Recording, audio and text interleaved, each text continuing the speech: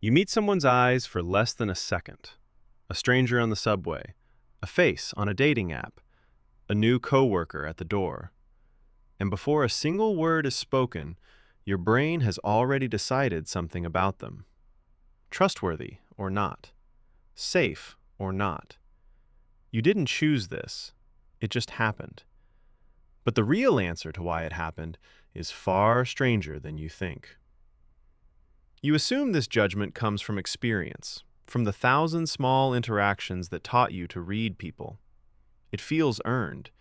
It feels like wisdom. But your brain isn't waiting for evidence. It isn't even waiting for the person to speak.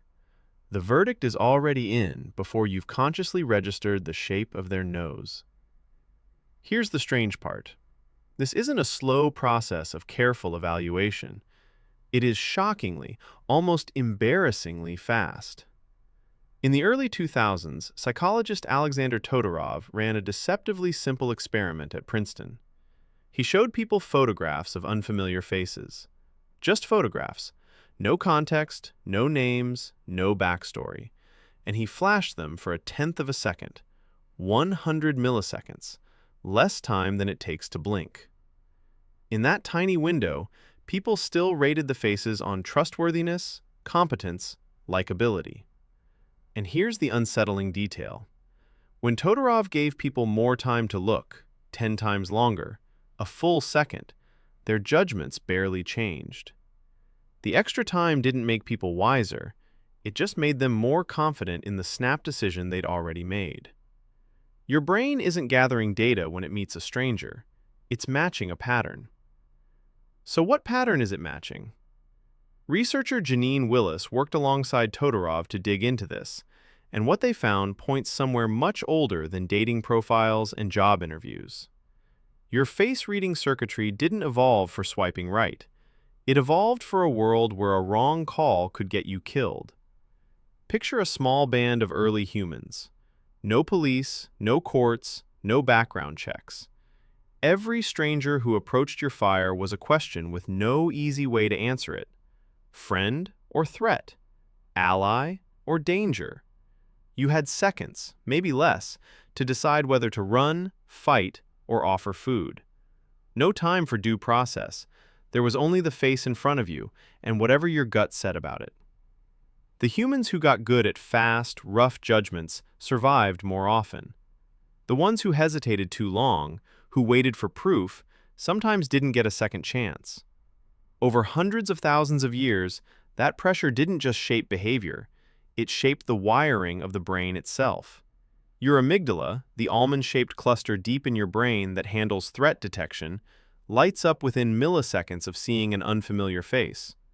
Before your prefrontal cortex, the slow, rational, let me think about this part of your brain, even gets the memo. The ancient alarm system fires first. The thoughtful part of you is always playing catch-up.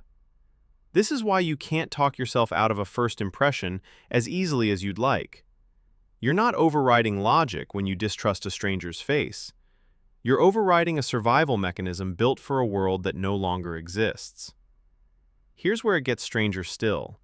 Your brain isn't just scanning for danger signals. It's scanning for something far more arbitrary. Shape. Psychologist Leslie Zebrowitz spent decades studying what she called baby-faceness. Round cheeks, big eyes, a softer jaw, faces that resemble the proportions of an infant. Zebrowitz found that adults with these features are consistently rated as warmer and more trustworthy, regardless of who they actually are. Meanwhile, faces with sharper angles, heavier brows, and more mature proportions get rated as more dominant, sometimes more threatening, even when there's zero evidence to back it up. Think about that for a second. Your brain is judging a grown adult's character using the same visual shortcuts it uses to recognize a helpless infant. Why would evolution build something so crude? Because crude is fast. And fast, for most of human history, kept you alive. A baby's face means borrowing that same template for adult strangers isn't precise, but it's quick. And quick was the only thing that mattered when the cost of hesitation was your life. So the system isn't reading character, It's reading